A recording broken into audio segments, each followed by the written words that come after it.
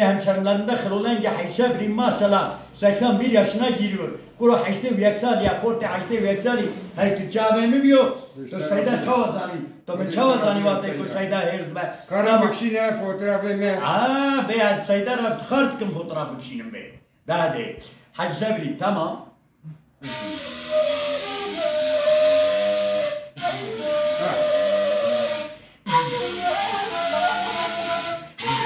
Bekliyor.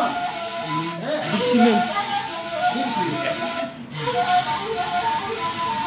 Hey hey hey hey ho ho ho ho ho Kinam Kimaz Kurdi Kurdistan Kuroşora şu volkan Hacı Sebriyam tevdina metin Agir upeytin Sorun vekitun Agir geha kapsun Gaba bahavra biltakın Kuru dünya dihiji او پیتو آگر و روزک دشمن بکشی کی نام جان شمانده بی یا جیار خونده بی کی ماز از دور دارش کرده و هی از مروشلات تب برجو کلات تب بهجارو گن تب زنارولا لیش دستی دشمن خونخار دوست خشتوخار ام خوش مروفن نهرچو هوبن سیده یکتا لیچم کم بیشر برخیمانا سیدو پس مامی سید خان لیچم کم به شر سیدای یکتا دشمن ناچادر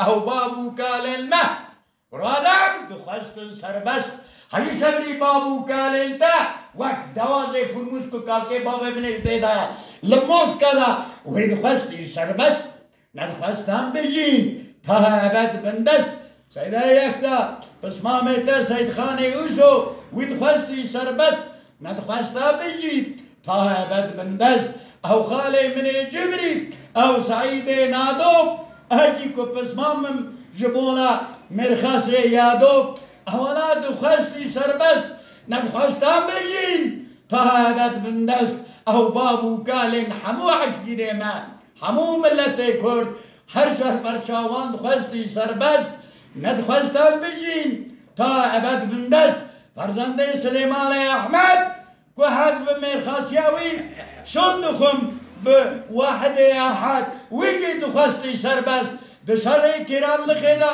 که شفیق محمد امین صوفی پاشا لیخست العسکر لیخست گو در ریلهات سلیمان احمد گو فرزام خواه به سر پشت حزبی گرد تو دناوا ساعتک دا